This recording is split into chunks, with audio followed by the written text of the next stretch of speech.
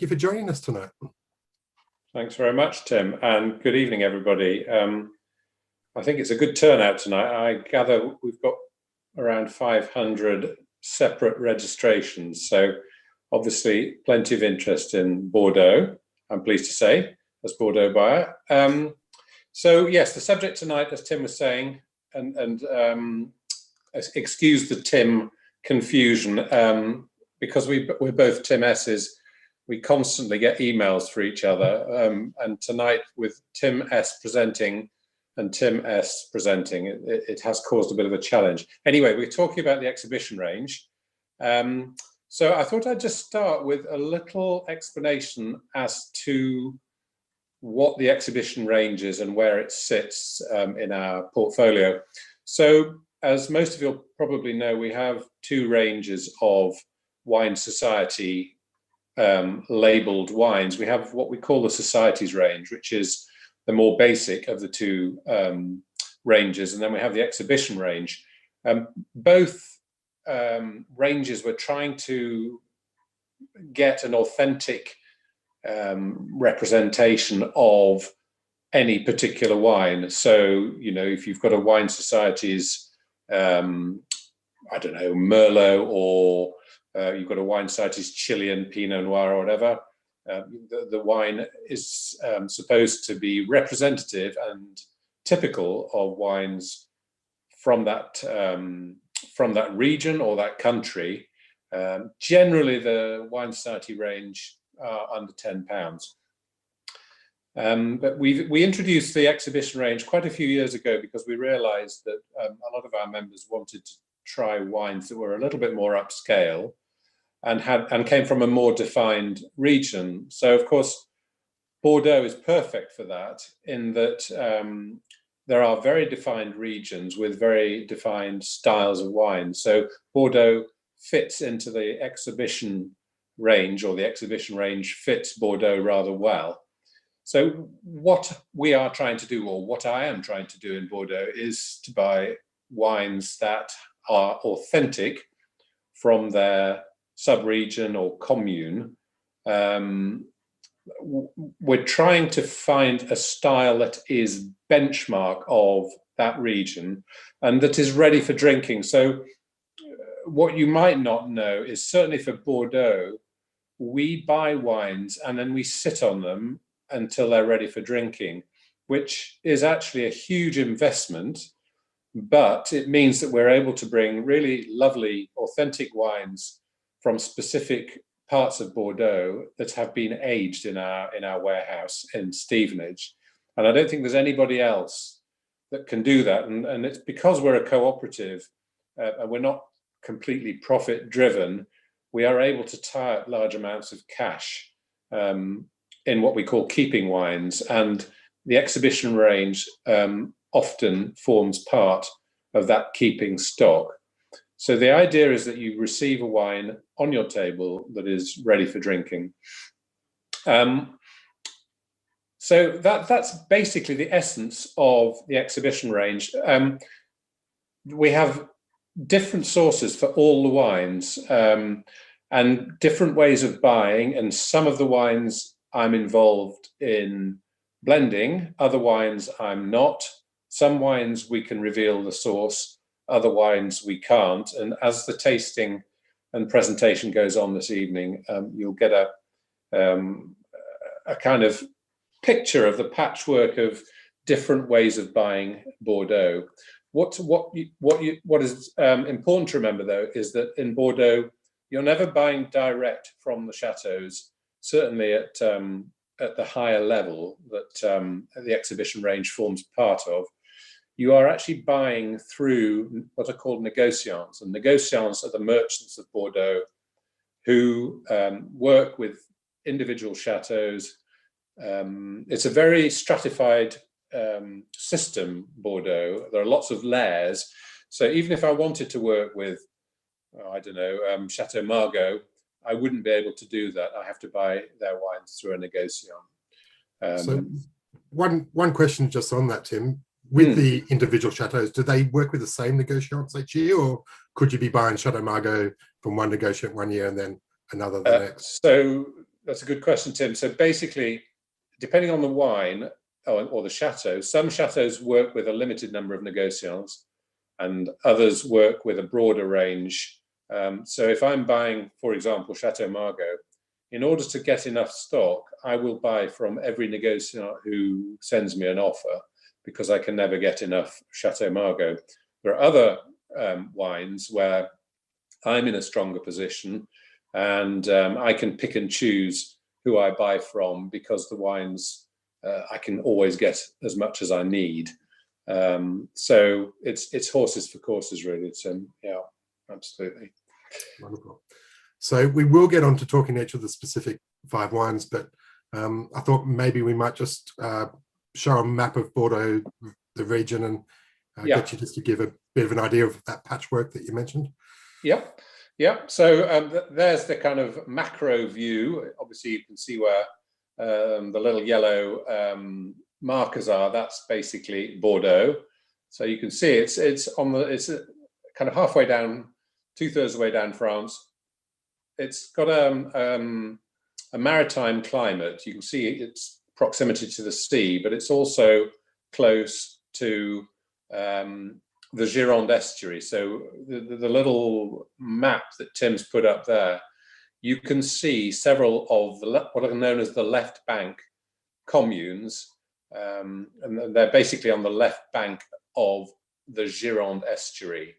So that estuary that kind of bifurcates lower down by Margaux, that is the Gironde estuary, and that's a tidal estuary, and that has a significant effect on the climate and also on the microclimate for different chateaus. So the closer you are in proximity to the Gironde, the less prone you are, for example, to frost.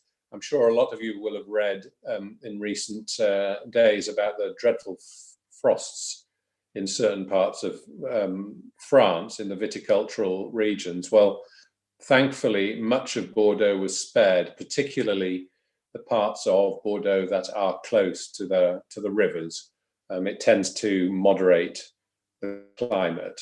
So if you look on the map, you can see Bordeaux town is basically at the bottom, and the first of the major appellations is Margaux, and then you've got Saint-Julien, Pauillac, and Saint-Estèphe.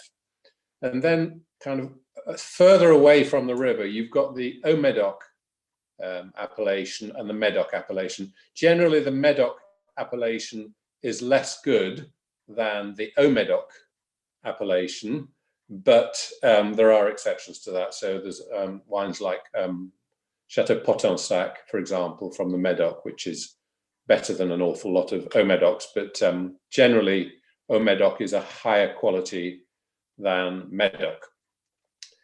So that kind of leads us on to the first wine that I was going to talk about tonight, which is the Society's Haut-Médoc.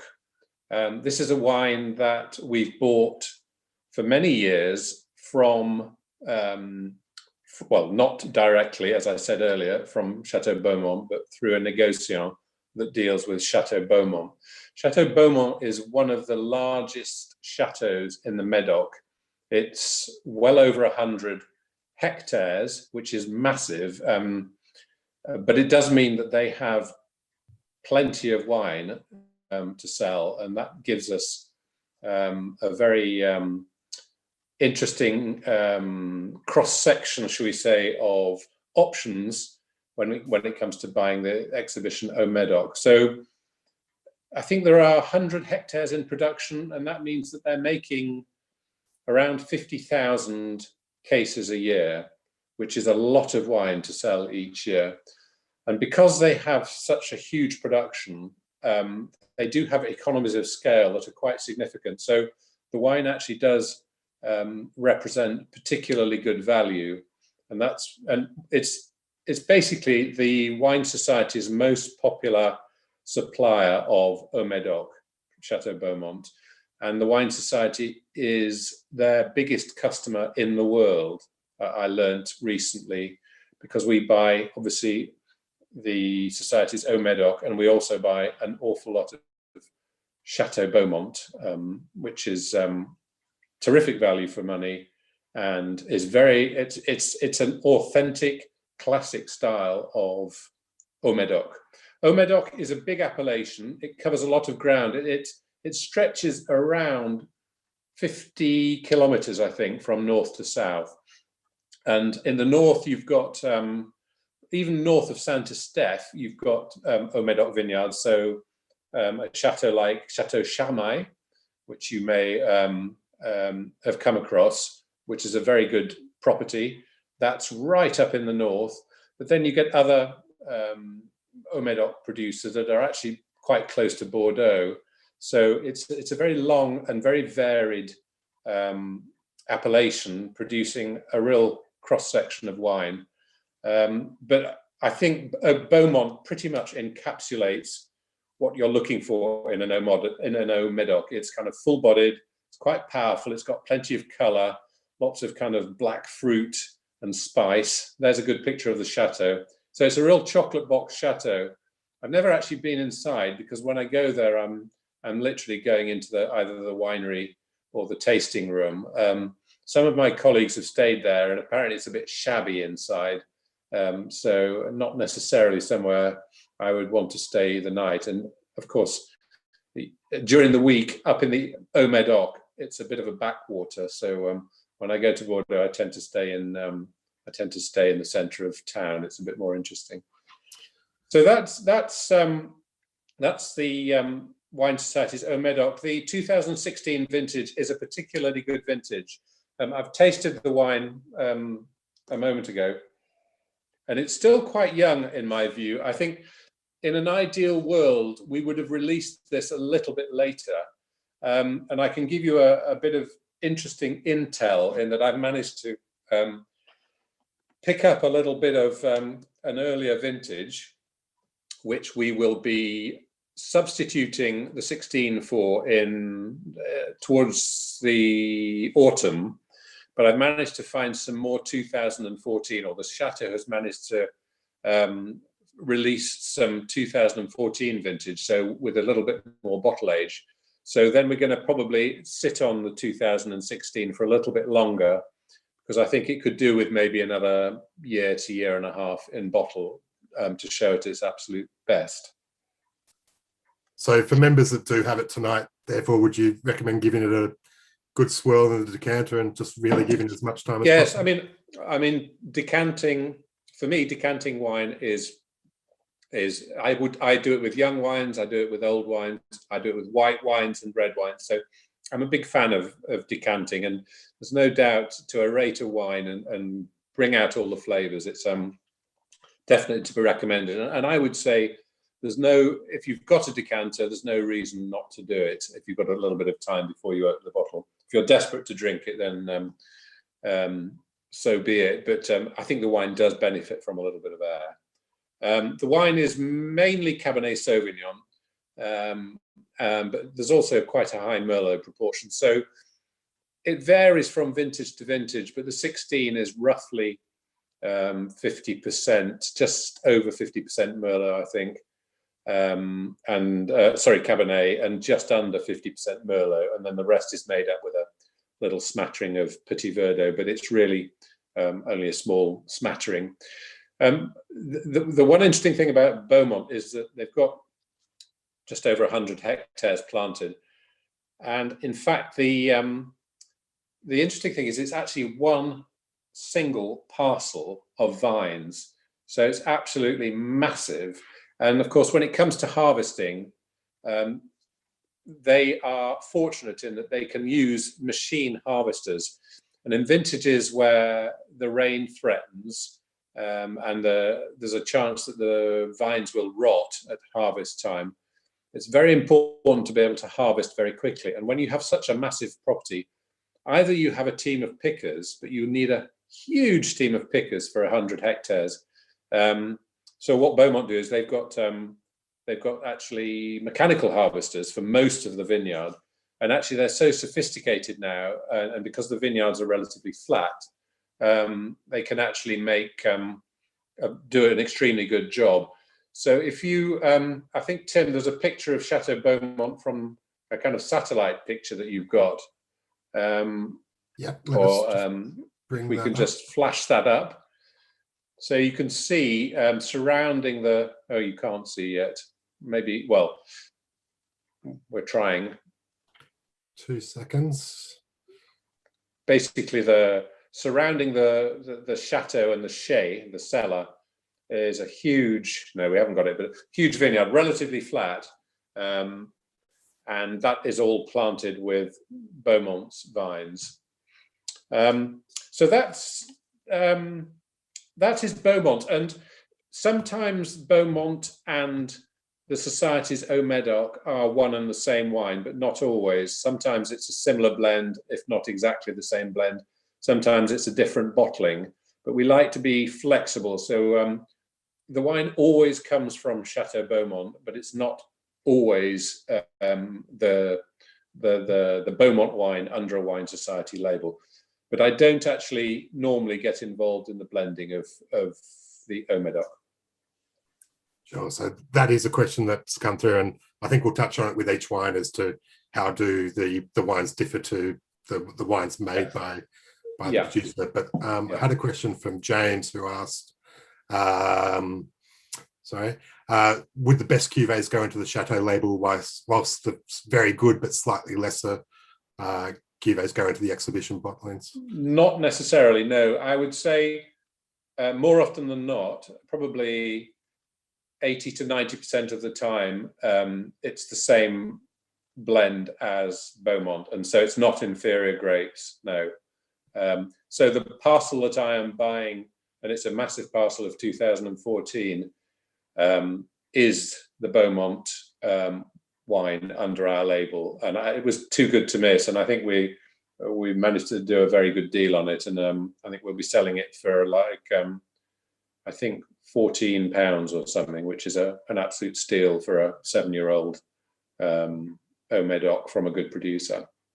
But what I think the members are very good at spotting value for money and authenticity, and there is no doubt that Beaumont produces benchmark Haut-Médoc. And interestingly, I yesterday tasted around 80 samples of 2020 Bordeaux, so the latest vintage, which will be released this summer or this spring. And the 2020 Beaumont was particularly good. It really was very good, and I've tasted it twice now. So we'll certainly be offering that en primeur, and I think members will go a bundle on it. Wonderful inside knowledge. I think we'll probably touch on the 2020 a little bit more at the end. But one question just before we move on to the next wine is, when they're making the blends, do they do it based on the style and trying to make the best wine, or is it a case of how much Petit Verdot they have and that they need to use all that up, or do they have outlets that they can use? So they're very much trying to make a style that is consistent from year to year, but obviously vintage variation does play a part. You know, if they don't think the Petit Verdot is particularly good one year, they just won't put it in the wine. And if the Cabernet ripens less readily than the Merlot, then they will increase the proportion of the Merlot. But the vast majority of their production does go into their first wine. Probably 70% or 75% of the wine, of the grapes that they harvest in any vintage, will go into the Grand Vin, as they call it. But they're not shy about cutting out what they don't think is of sufficient quality. Sure. Thank you for that answer. All right. Time's moving on, so we might move on to the second wine, which is the Saint-Julien. Saint-Julien.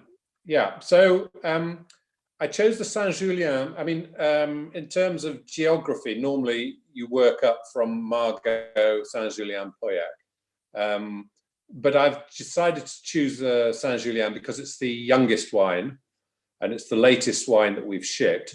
It's 2018 vintage, but it's made in a very approachable, plush, plummy, dense style, which I find very appealing when it's young, and that's why we've put it on the market a little bit younger than we do for some of the wines. So when we come to the Pauillac, you'll see that that's quite a bit older, and the Pomerol as well, because the wine needs a little bit of time. But to come back to Saint-Julien, Saint-Julien is the smallest of all the kind of Medoc communal appellations. It's the smallest. It's actually tiny. If you're driving north through Bordeaux up towards Pauillac, you blink and you miss Saint-Julien, because it's actually quite a small area. I think it's 5 kilometers by 3.5 kilometers, which is in Medoc terms small. It's about 900 hectares in total. So it's not a very big proportion of the total production of the Medoc. But the kind of style of wine that you're looking for in a Saint-Julien is black fruit. Sometimes you get a bit of tobacco or a bit of licorice. And when it gets older, the wines have a bit of kind of truffle character. They're not as... So basically, Saint-Julien is sandwiched between Margaux to the south and Pauillac to the north. And stylistically, it really fits in somewhere between. So when we come to Margaux, I'll explain, but Margaux is more about perfume and softness and elegance, and Pauillac is more about concentration and structure and power. Well, Saint-Julien fits neatly in between the two of those in terms of style. Consistently over the years, I think Saint-Julien produces some of the most consistently good wines. So every year I do a massive tasting with other colleagues in the wine trade, and we take a vintage and we'll taste 250 wines, I think, from the vintage over a couple of days. And we score that. We taste all the wines blind, and we score the wines, or we rate them. And it's very interesting that Saint-Julien very often comes out top in terms of overall quality. There's only a very small number of producers in Saint-Julien. There are 19 producers. In the Haut-Médoc, there are 300, or just under 300, I think. And in Pauillac, there's, I think it's, well, we'll come to that, but I think it's around 100, over 100 anyway. So Saint-Julien is small.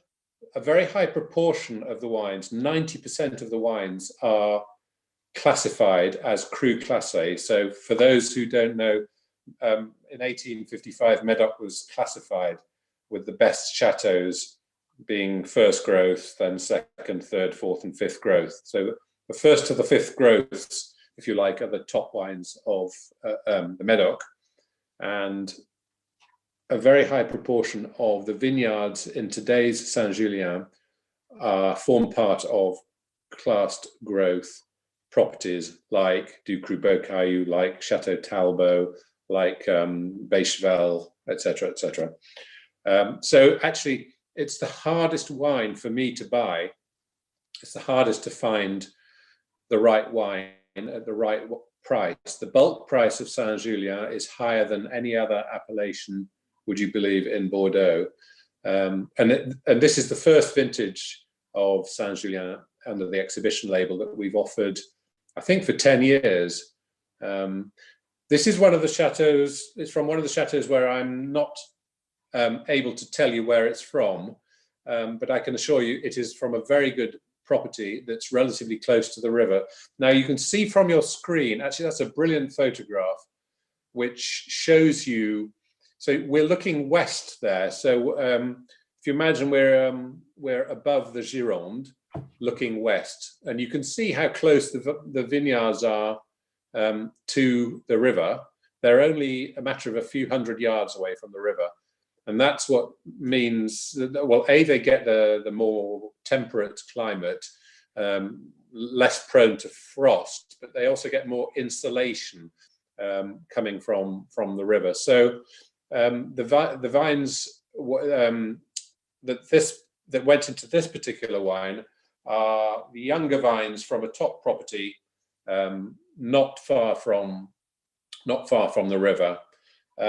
So as I say, you're getting kind of black fruit, tobacco. mainly Cabernet Sauvignon. In fact, there's a higher Cabernet Sauvignon proportion in Saint-Julien plantings than there is even in Pauillac, which is always considered the king of Cabernet Sauvignon.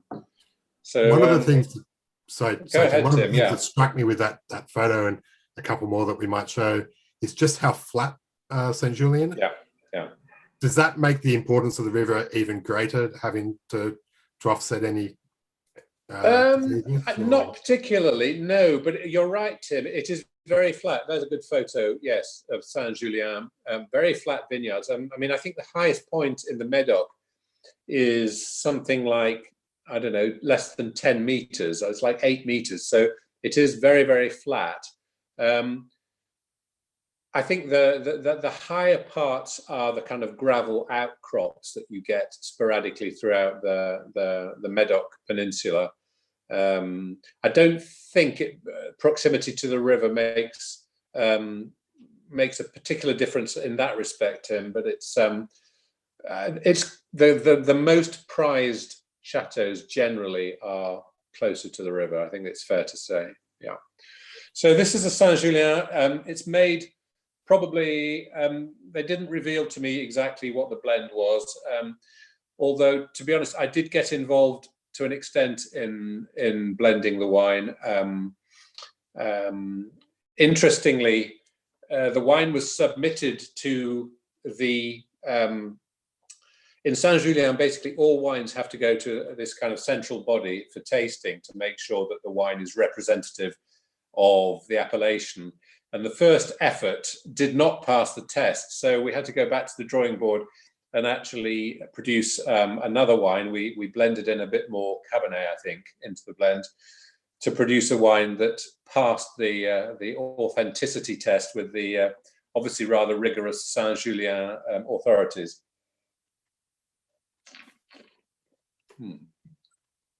You mentioned it was between the two of the Haut-Médoc or the Pauillac, which we'll come to. So when would you envisage drinking this one? Is this the Sunday roast or? Oh yes, I mean it's got lovely polish. This wine, it's lovely and user friendly. You get, I mean, some of the more upscale ones like Level Barton, for example. You need to keep Level Barton for quite a few years. This, I think, has the style of a Saint-Julien, but in a more easy drinking mold. To keep the price under £30 or under £25 actually, I decided that if we're going to do a Saint-Julien, we'd be better off doing one that was relatively approachable but still had the main characteristics of Saint-Julien. Because the sky's the limit for price, really. When you get up to Léaville, Lascaz, and Ducru Beaucaillou, you're talking, well over £100 for a bottle, and that's really out of the limits of most Wine Society members, including myself. So I think people who want to spend that kind of, over £30 on a bottle of Saint-Julien, they're not probably interested in the exhibition range anyway. And proportionally, how much of this would we expect to sell compared to the exhibition or Medoc or the Pomerol? So it's a good question, Tim. I don't know is the simple answer. I bought quite a lot of this because I thought it was so good. And I'm not in a hurry to move on to the next vintage. So I've bought enough stock that we can carry on selling this for a few years, I hope, depending how demand is. And it's lovely now, and it will age beautifully, I think, because it's got some nice freshness. The acidity level in the wine is good, so I think it's got plenty of potential to age, as well as being nice and vibrant and fresh at the moment. Wonderful. So again, time is ticking, so I think it might be time to head south down to Margaux. Yeah, let's go to Margaux. So this is one of my purchases from a chateau that will reveal its name. It's from Brancantenac, who I think are one of the real stars of Margaux commune. Brancantenac is a second growth, so it's classified growth. this is from some of the younger vines. It's actually, Brancantenac used to produce a wine called Chateau Notton, Notton, Notton. And a lot of the grapes that have gone into the exhibition Margaux actually would have been Chateau Notton in the past. So they're slightly younger vines, but they are from Brancantenac's vineyards. So to talk about Margaux, I think I mentioned earlier, Margaux is all about perfume, finesse, aroma, but also richness. They're the prettiest of all the wines, if that's not, I don't know if that's the right adjective, but the wines, they do have power, but they don't appear to be powerful. They've got real perfume, and that's what I'm looking for in a Margaux. And I do think that Henri Lurton, who is the owner at Brancantenac, is producing really lovely perfumed wines. Again, I tasted the 2020 Brancantenac, and it's delicious. And I think he's one of the superstars now of Margaux, along with Rosen-Segler, Nicolas Audebert, Rosen-Segler. Those are two of my favorite Margaux properties. And the wines, you know, the top wines, they're not cheap, but I still think they represent terrific value for money for class growth, top class growth Margaux. But this is a wine that is, it's still relatively young again. It's from the 16 vintage, which again is a lovely vintage. Again, I would ideally like to have released it a little bit later, but the 14 and 15 sold a little bit quicker than I anticipated. So we've probably moved on to the Margaux 16 slightly earlier than anticipated. I mean, I have this kind of existential debate as to whether I should just not release the wine at all and not have an exhibition Margaux at all for another couple of years. But I think on balance, this wine is lovely and fresh and fleshy, and it does tick the Margaux boxes. So that's why I have actually released it. I mean, we have a drink date on this to 2025, and I'm thinking that probably it will last well beyond that. So we might, I might actually update the drinking dates on this.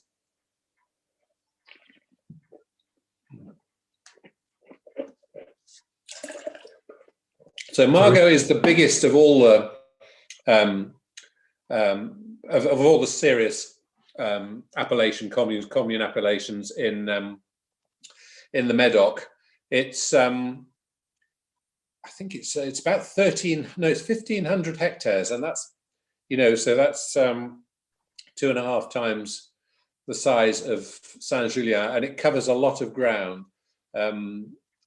And it's got a huge diversity of soils. I mean, you've got the really top chateaus, which are Rosen-Segler, Brancantenac, Chateau Margaux itself, the eponymous chateau, and then, of course, Parma, which is a terrific chateau. But a bit further inland, you've got Angleday, which is a member favourite, and a very good value Margaux it is too. So for Margaux, I'm looking for perfume. I'm looking for a little bit of density. I'm looking for some aromatic richness, and I think there's a kind of chocolatey element, a vanilla element in this, and that's from the new oak that is used in its production. It's not all new oak. I think there's a small proportion of new oak, but the wine has this lovely soft vanilla character to it, which I think is lovely and makes a nice, interesting contrast to the other wines from the Medoc. I think, yeah, your description of perfumed is perfect. I think we stay away from the gender-based descriptions, but perfumed, or another member's put it as elegant.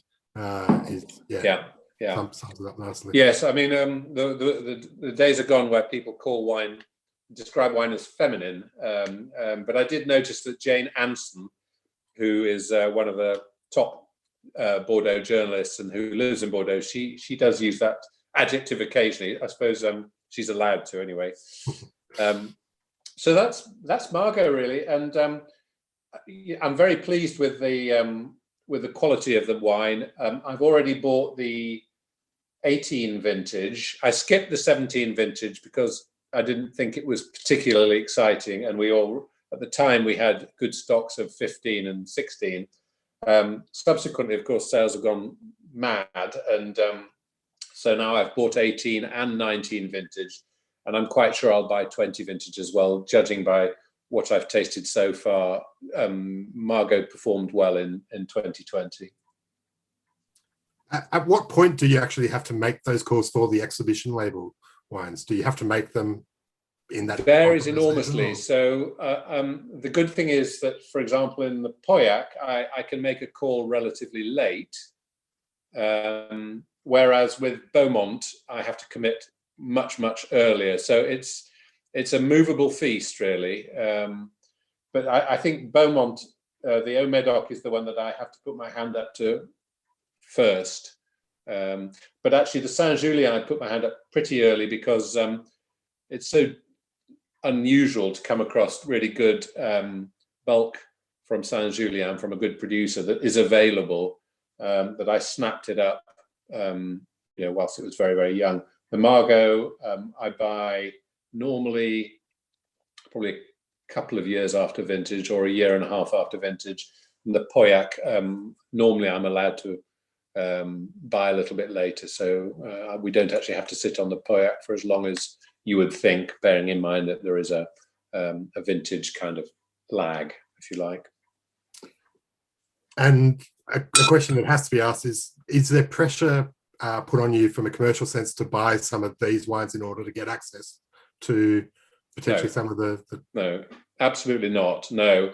I mean, it certainly helps the relationship. So, the fact that we buy the exhibition Margaux from Brand Cantenac, they know how much wine we buy, and that's not just Margaux exhibition, but also Brand Cantenac and the top wine as well.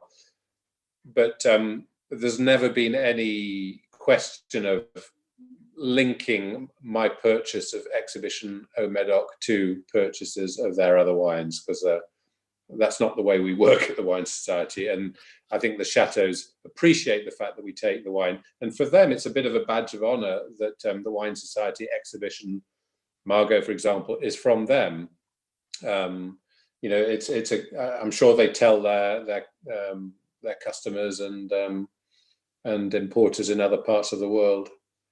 So no is the answer. Although interestingly, the Pauillac that I buy, which we'll come to, we buy enormous quantities, well, relatively enormous quantities of that. I might buy 1,000 cases in a good vintage, which is a lot of wine. But that doesn't get me any more of the top wine if I'm buying that. It doesn't get me a bigger allocation, but I buy it because it's good and it tastes like Pauillac. So speaking of that, shall we move on to the Pauillac? Yeah, absolutely. So we're now in 2015 vintage, which was one of the more acclaimed vintages. Yeah, absolutely. So if I had to rank 15 vintage overall, I would put it behind 16, because I think 16 is a fabulous vintage. 15 in the northern Medoc, and obviously Pauillac is more northerly. There was a bit of rain, so not all the 15s were top notch from the northern Medoc, although I think this is an absolutely delicious wine. So Pauillac, what are the characteristics of Pauillac? Stylish, kind of, shall we say, elegant, but concentrated, powerful, deep color. They're structured wines. So there's an adage which is rather overused, but actually does describe Pauillac rather well. It's an iron fist in a velvet glove or a silk glove. And you taste a Pauillac and it tastes quite refined, but underneath you can really pick up the power of the wine.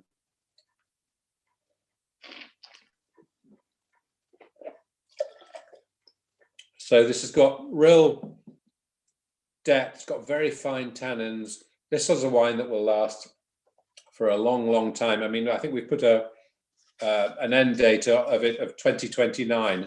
So there's absolutely no hurry to drink this wine, and I suspect it'll be absolutely fine even beyond 2029.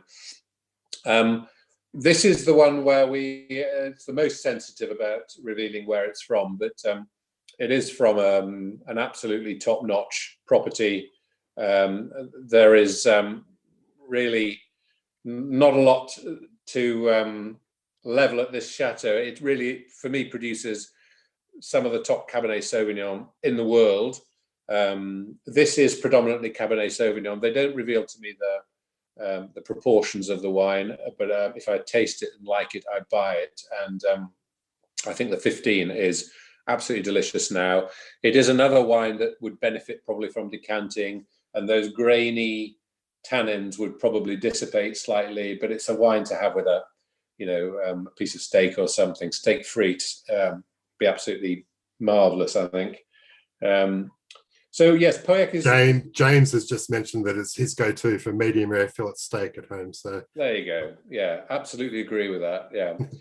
So there's a nice view of the vineyard. I think that's facing south in Pauillac, relatively close to the river.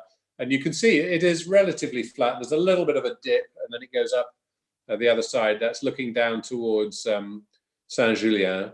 But there is no better place for Cabernet Sauvignon in the world than Pauillac. And, the vineyards are meticulously kept.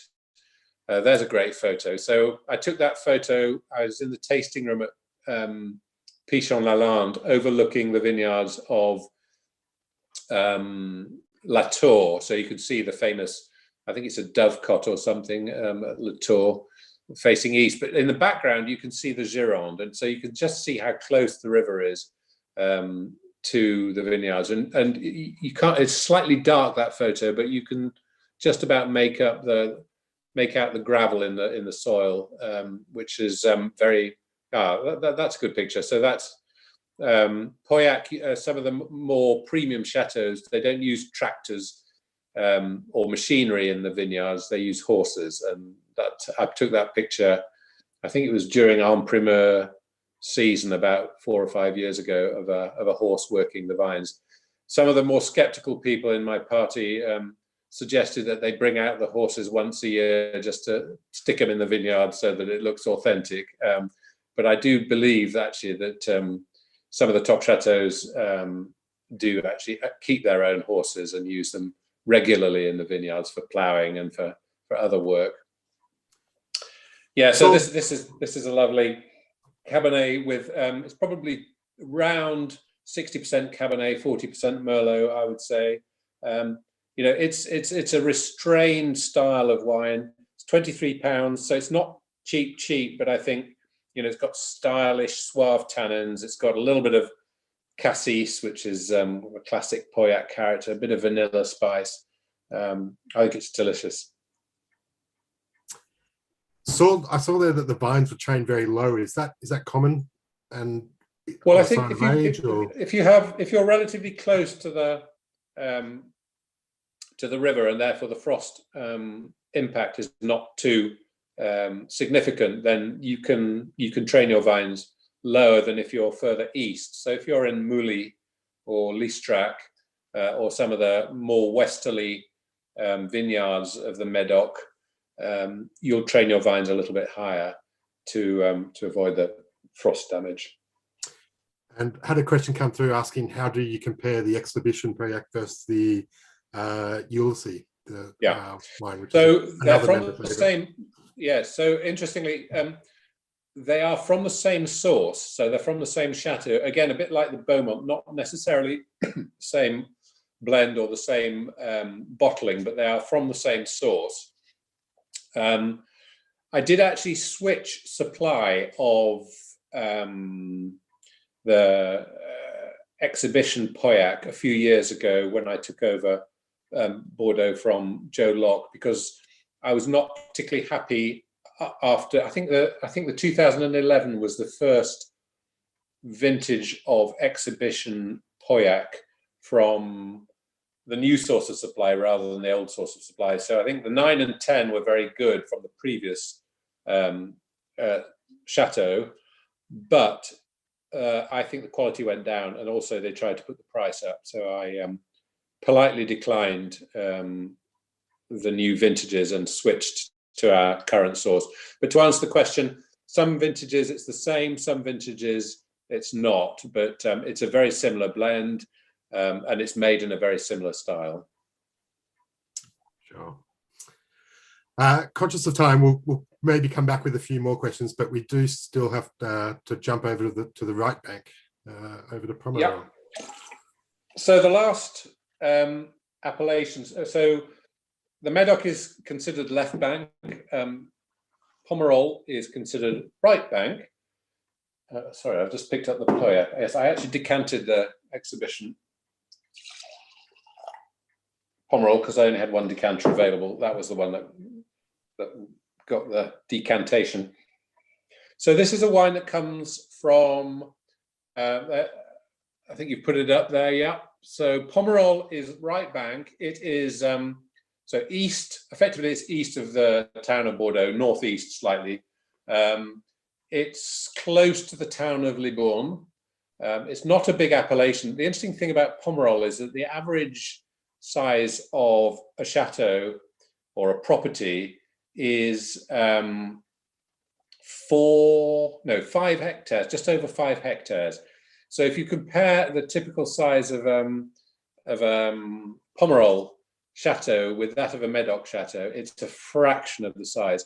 So that's what makes buying a Pomerol exhibition particularly challenging, because the only way you can really do it is not by buying from one chateau, but it's by working with a negociant that has good contacts and is able to put together a blend for you. And there is nobody better at that than the Meaux is, because the Meaux family own vineyards. They own Trotanoir, they own La Fleur Petrus, they own various other properties, and they manage certain other properties. And they have fantastic links to different producers that they've worked with for many years. So what they do is they put together a blend that they think is representative of Pauillac. There's Edouard Meaux, who's the kind of, he's the son of Christian Meaux, who now lives in California. And Edouard is basically in charge of the Bordeaux production. I took that photo when I took a group of members a few years ago to Bordeaux. They won a prize for, they were pulled out of a hat, and Edouard Meaux very kindly hosted us for lunch and served us La Fleur Petrus and Bel Air Monange, which is his top property in Saint-Julien, which was very generous of him, I have to say. Anyway, to come back to Pomerol, you're looking for colour, lots of colour, power, black cherry notes, some truffles, some violets. I was looking online, and the Exhibition Pomerol does divide opinion. So you'll see some reviews that are very positive, others that are negative. I think Pomerol, certain styles of Pomerol are round and soft and plush, and other wines are more structured and for the longer term. The Exhibition Pauillac 2015 is more in the second camp than the first camp. And I actually recently changed the tasting note online to try and reflect more accurately the style of the wine. So this is a wine from a good vintage. It's from several different sources. It's predominantly Merlot. It's probably 80 to 85, maybe even 90% Merlot, aged in old oak barrels.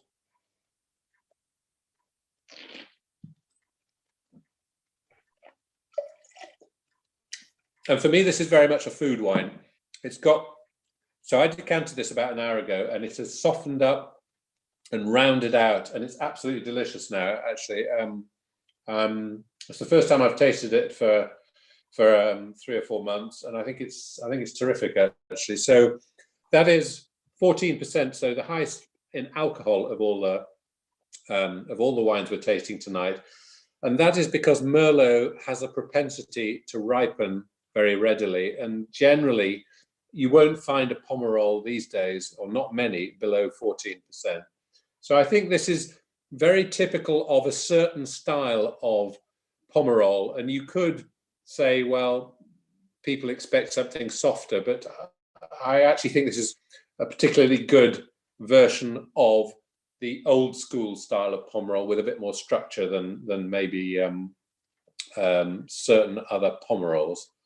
I've tasted 1 or 2 Pomerols so far from the new vintage, 2020 vintage, but not that many. And I've got a big tasting tomorrow coming up of more Pomerols from 2020, including Lafleur Petrus and Bourgneuf and 1 or 2 others with Edouard Moix doing an online tasting.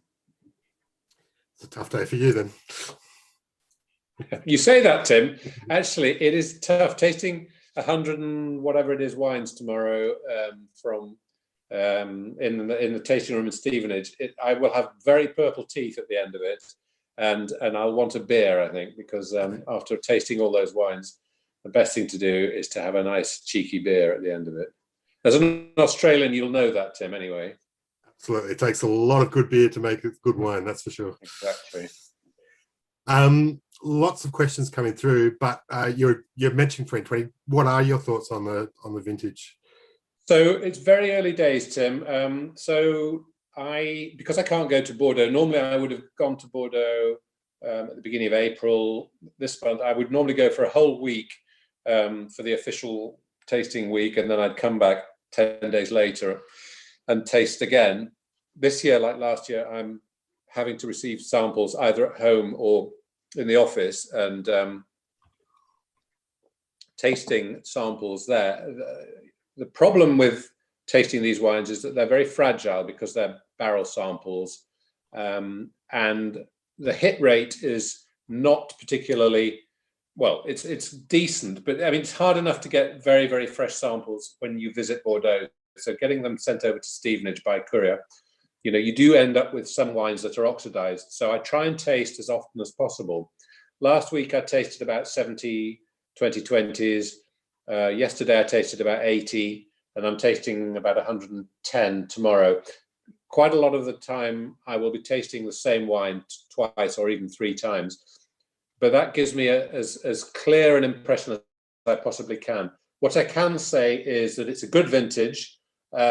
It's got quite a bit of tannin and is more difficult to taste than any vintage of the last 4 or 5 years. But that doesn't mean it's not a good vintage for the long term. It's got concentration. It's got colour. The alcohol levels are a little bit lower this year. They're probably between 0.5% and 1% lower than last year and the year before. But I'm kind of reserving judgment a little bit until I've tasted it more widely. But by the time we release our en primeur offers, I should have a pretty good handle on it, I hope. And we've also got some events coming up which will give members some more insight. So we've got a couple of great producers, and then we've got a best of both banks, looking at the left and right banks, looking at the 2020. So we've got events calendar. I'm doing a webinar, yes, with Veronique Sanders from Aubaye in Pessac-Léognan, and also I'm doing one with Lafitte. One of the guys from Lafitte is doing a webinar with us, and then I'm also we're doing one specifically on the 2020 vintage with a couple of producers, one from the left bank, one from the right bank, who should be able to give us really good insight into how the 2020 vintage was for them. So 2020 is a birth vintage for me, with my little child being born last year. So I'll certainly be taking some notes on those, and I'll give you a few tips, Tim. Very good, and all the other members can join in on that inside knowledge. A question from Tom that may be commercially sensitive, but how many Bordeaux wines does the Wine Society actually stock? So not the actual number of bottles, but the range of SKUs. So at any one time, actually it's interesting, I did a big project with the merchandising team to look at what should be the ideal range online and offline, if you like. And I think we came up with about 130 wines at any one time, ranging from the Society's claret at well under £10 to top class growth claret as well, and So white. I actually got that question the wrong way around. He was actually asking, of those 130 wines, then how many bottles at any one time might we have in stock? Oh, that's a difficult one, because I was talking earlier about keeping stock. So, the Wine Society keeps well over £20 million worth of wine maturing and releasing when it's ready for drinking. So I don't know the answer to that question, I'm afraid. It's a lot of wine. Something like the Society's claret, we sell 12,000 cases a year, but it's so fast moving, and we ship it and it disappears, and we're shipping every month. Other wines, we have to keep in stock and sit on it for a while. So I really don't know the answer to that, I'm afraid. It would actually be quite hard to work it out. Yeah. I've lost the actual question, but there was a comment in the chat earlier asking, how do you compete with the other buyers for Cabernet wines in the list? Obviously, that's quite a number you have, but it's a pretty fiercely competitive contest. Yes, I mean, we don't really do our merchandising by grape variety. We do it more by region. Well, I mean, grape variety is included. So, if we've got Sauvignons, we look at how many we've got from Chile and from New Zealand and from South Africa, and then from France in general. We have a very, very experienced and good team of merchandisers who not only do all the forecasting and projections, but they also make sure that we get the wines on time. And there have been some serious challenges this year with Brexit and delays and customs and all the rest of it. But so the merchandisers give us a kind of roadmap to work from, and then we buy accordingly.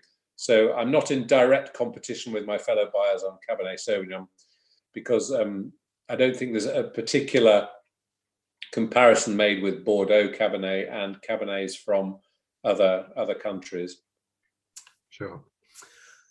You mentioned earlier that the 2018 Saint-Julien was the first time for quite a while that we've brought that wine back into the range. How often do you change up the exhibition lineup? And specific question of, would you offer a dry white from the Grave maybe? So I'm quite happy with the current source of supply for all the different communes in Bordeaux. The one that we haven't mentioned as well is our Sauterne, but we're actually out of stock, unfortunately. Sauterne. Our Sauterne comes from the Dubordieu family, and it comes from Chateau Cantegril in Barsac, which is a terrific producer, and that is consistently a very, very strong selling wine. But we're out of stock, so we decided not to choose it. But I'm very happy at the moment, but I'm always open to suggestion. And dry white Bordeaux, I'm a huge fan of, and I've been trying to push it. And I would love to have an exhibition dry white Bordeaux. The problem is sales of dry white Bordeaux are small, and it's quite difficult to justify. But if I come across something really good, I will buy it. And, I think if I do go for one, it would probably be from the Dubordieux, because, they make Clos Floridel dry white, which is terrific and has the capacity to age. There's also another one called Raoul, Chateau Raoul, which is lovely. So that might be an option, but at the moment I can't justify it. I'm hoping that I can if sales continue to increase. Wonderful. You've mentioned Decanting a couple of times, and we've had a number of questions on it. Can't really piece them all together, but what are your recommendations for decanting? When to do it? How to do it? Is double decanting an effective? Yes, technique? Yeah. So it depends on the wine. The older the wine, the shorter the period should be between decanting and drinking. So if it's a very old wine and you just need to rack the sediment off, rack it off and then serve it immediately. Younger wines, you can put a bit of air, you can have a bit of air, and the wines will develop in the decanter. I had a friend who celebrated a big birthday at the weekend, and he came around, and I opened outside, obviously, a bottle of Grange, which I'd bought years and years and years ago, and it was a 1983 Grange, so Shiraz mainly, and I decanted that 2 hours before we drank it. So that was an old wine, but because it's such a ripe and rich and structured wine, it could handle 2 hours in a decanter before drinking. But generally, as a rule of thumb, the older the wine, give it less time. There's no problem letting it develop in the decanter whilst you're sat there having the first glass. But there's nothing worse than decanting a wine, tasting it and thinking it's lovely, and then half an hour later it's dried out. So you do need to be slightly wary. So basically, the younger the wine, the longer you can decant it for. And I think my tip is, or you can always go forward. You can't go backwards. You can pour it back into the bottle to double decant, or it's like putting salt in your food. You can always add it, but you can't take it out. Yeah, but I guess a lot of members do tend to. Certainly, I've experienced coming from Australia. One-sided members do tend to prefer the more mature flavors and characters. So yeah, I've been finding when I have decanted wines for events, I've not necessarily done it early enough for our members' taste. Yeah. Double decanting, you said. So double decanting, for those people who don't know what it is, it's you basically pour a wine into a decanter, rack off any sediment, and then pour it back into the bottle once you've cleaned the bottle. So it's like getting a double aeration, and that is another way of doing it, and it works very well for most wines. Yeah. And nowadays with the internet, you can find all sorts of things on hyper decanting, which is pouring wines into a blender and then turning the blender on for a few seconds, which I wouldn't recommend. That I wouldn't recommend, Tim. No, I'd steer clear of that one. Absolutely.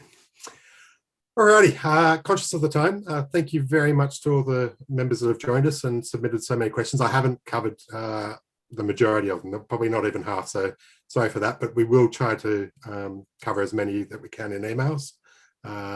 If there are any pressing questions that you have, please do reply to your confirmation email, and we'll do our best to get back to you on those. What I'd love to hear is if you did taste multiple wines, which was your favorite and why. So do send feedback quickly on the chat or by email. Would love to hear what you thought of the wines tonight. As we said, we've got plenty of Bordeaux events coming up. We've got Tim back next week with the Beaujolais event, which I was telling Tim, we've actually had more people sign up for Beaujolais next week than Bordeaux this week, which was, I thought, a little surprising, but a sign of the popularity of Beaujolais recently. But on that note, Tim, thank you very much for your time this evening. You're very welcome. Thanks to everybody for lasting out the hour. I hope it was interesting, and do join us for other events. Thanks to Tim and to Anna and to Catherine behind the scenes who made it all work very smoothly. Absolutely. So have a lovely evening, everyone, and we hope to see you soon. Night all.